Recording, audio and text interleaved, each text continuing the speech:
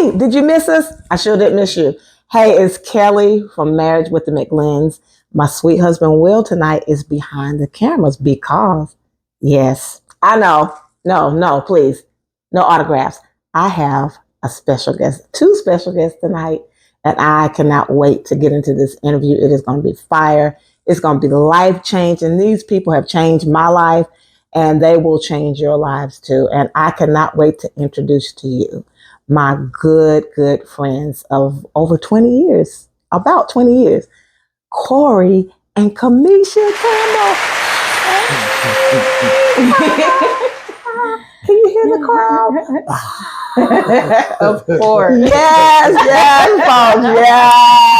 Yes. Honey, we coming with the tea tonight with the Campbells.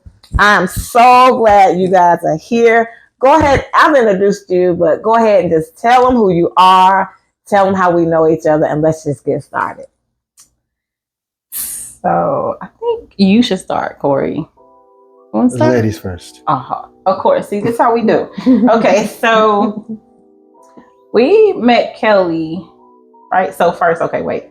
So I'm Kamisha Campbell, and I am just happen to be married to Mr. Corey Campbell. And I just happened to be met up.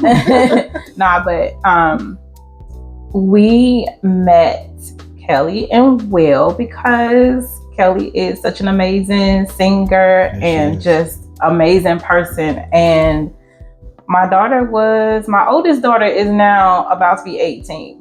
And so we met whenever Mia was not quite 1. Mm-hmm. And so we were in the basement of Kelly's house and just like singing this song that she big. And I remember just going to the house and just rehearsing and just sitting back in the corner and just watching Corey play and everybody just playing and like just ministering and just coming up with the songs and creating everything. And so here we are, like almost 20 years later. Ooh. Amazing. Mr. Campbell, the maestro, the professor. Yeah, it's been a while. I've known you for quite a while. We met doing the music stuff. Like my wife said, Kelly's an amazing singer. She's very, very creative. And it's really easy to play for her. So, by the way, I play the piano. And what else? And keyboard. And I dabble with the lead guitar, and I dabble a little bit with the bass. And a little bit acoustic. But it's probably something else he ain't telling us. But I'm not a in the front of the camera guy. I'm one of those people that like to be behind the scenes. So this is very interesting for me. It's good. Look, it's good. It's good that you was afflicted. It's good. You are not going to yet die, but it's good that I think we've all had an opportunity to kind of grow up together musically. True. Corey's gifting far transcends where I could ever be. Corey was already grown. Yeah, Corey was already grown musically. We just he came in and everything just shifted. And he just has that grace and that anointing and that humility that wherever he goes, it enhances everything.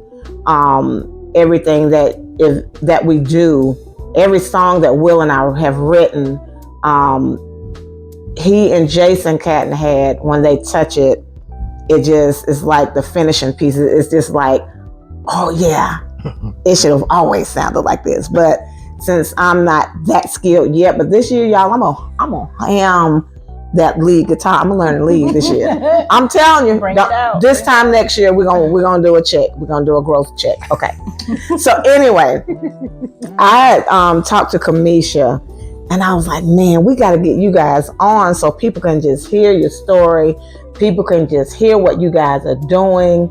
So y'all know how we met. Mia was still in Pampers. Yes. Because I remember Charity used to babysit her when we take her from us every time. Yes. And now Charity will be 31 tomorrow. Right. Wow. Which is crazy. Yes. Our babies are grown and yours are grown, and 31. I can't talk about it because that means I'm older. I'm seasoned. I'm seasoned like That's like right. a good wine. Seasoned. Yes. So I wanted to bring Corey and Kamisha on, and we're going to be having a lot of different guests this year, but I specifically wanted to have them on because of their dynamic.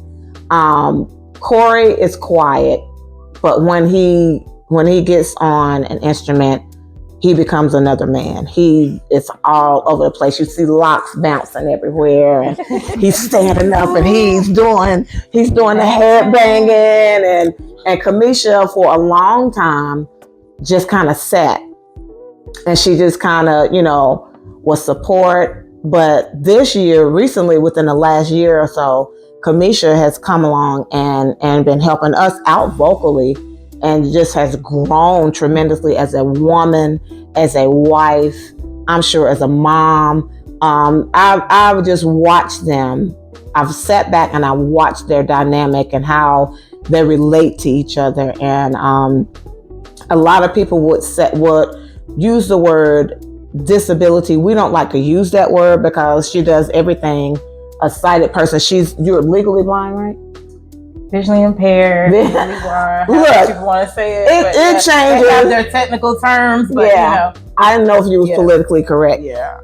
Which is always going to be close to my heart because, as some of you know, I was raised by my mom was totally blind. Went totally blind when I was 5, and so I understand that dynamic. I understand the language. I understand how she walks, how she moves, how she navigates in a room.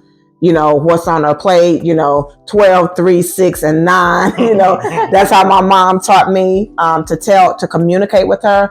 So I want to go into that a little bit, Kamisha, about how when you guys first met, how was that dynamic? Corey, how did you see her? How did y'all really meet, and how did it click? And I know this is a packed question. And then how do you guys navigate on a daily basis? So go ahead, Kamisha.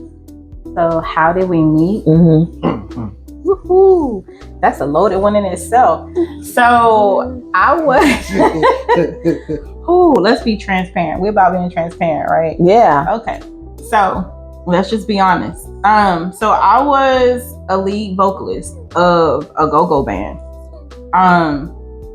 And honestly, that's how I met Jason too. So I met Corey and Jason at the same time. Jason Cattonhead was the drummer. You're right. Yeah, Jason was the drummer, and it was Corey as the keyboardist. I mean, it was a full band. It was a keyboardist. It was a bongo player. It was it Kungas or whatever? Congas, yeah. And then it was a bass player who is amazingly around here still in Charlotte. And so I was the lead singer, and I was his only woman with all of these guys. And then I was like, I wanted to get some beats or some music, so I wanted to sing some music. And they were like, oh, Styles can do it. I'm like, who's Styles? And they're like, keyboard player, And so I asked the question. I was like, hey, can you create some music for me? Blah, blah, blah. He said that I was trying to come on to him, you guys. So I'm just saying. So I guess I was shooting my shot, and I didn't realize I was shooting my shot. But either way it goes, we ended up conversating. So that's basically how we met. I was a lead vocalist of a band, and he never had met anybody visually impaired before. So no, this was. How did that impact you, Corey? Did it? It was different at first. It was something for me to adapt to, because I know you might not believe it, but I can be vain. No. So vain. I can be vain, and I like whoever the person I'm with to look at me. You know what I'm saying? Oh, gotcha. That's kind of a thing. But when I met Kamisha, those things became less important, and substance became more important. What I appreciated about her was her strength out the gate. She was kind of like the opposite of me. I have ambition, but it's not that strong. I'm more you like, hear that, right? I'm happy to be alive, and I'm happy to be around people and just to be doing things. She has goals, and we're going this way, and I think meeting her helped me realize that you got to have some of that in your life too. And so, because I was good, I was chilling, but I wasn't really. I was just chilling in neutral. You wasn't intentional. Yeah, I wasn't intentional about anything. Okay. I got to the point in my life where I was happy just being. And then she, because I remember it was a band rehearsal, and it was like maybe my second band rehearsal. Was it my first one? I can't remember. Jason brought me in, and she was a singer, and I would play on the keyboard, and it was her time to sing, and she had on a long black dress with a split up the side. Okay, split. She was being the hoochie coochie. Hey, no, it was a very conservative dress. I was low key. But she stood up, and I looked at her and I said, "Oh my God, there's my wife." In the back of my head, because growing up, I had an image of what I want my wife to be, and it's crazy that she fit it to a T. So when she asked me to make her some beats, that's when I was like, "Oh yeah, you gonna make you move?" She trying to holler at me. I'm like, right. It was about me trying to holler at him. Like, she trying to holler at me. Holler at your boy. And so I did. Did I ever make you any beats? You did. Oh yeah. You did. Y'all eventually got around to the beat. We ended up more or less conversating and talking and realizing that we had some shared values and shared goals. I think that's awesome. Kamisha, how would you say, with your guys coming together and like as one unit, how would you say people's perception of a visually impaired and a creative, and I'm going to talk about that dynamic in a minute, but how would you say most people approach you concerning Corey? Do they have it because I know he said that you were the more ambitious one. Do people just automatically assume that I am the yeah. So it's a mixture. It's some people that will say, I've had people say things like, wow, you must be really special to be with someone like that. Really? And so, of course, like I made a whole Facebook post about it because that thing wrecked my nerves. And I was like, first of all, he didn't just choose me. I had to choose him too. Right. You know, right. because I could have said no. You know, I didn't have to choose him. He had to, we had to choose each other. So I feel like we both are special. Yes, we are. We both have a special connection. So I think sometimes people felt as if just because by me being visually impaired, by them not knowing me personally, you get the assumptions that I don't function the same as a sighted person does. Go into that a little bit. I guess some of it could be, what do you have to do for her? What does she bring to the table? And then when they look at my resume, or whenever he tells them, well, let me tell you about my wife. Exactly. My wife has, at the time I had 2 degrees, now 3. No.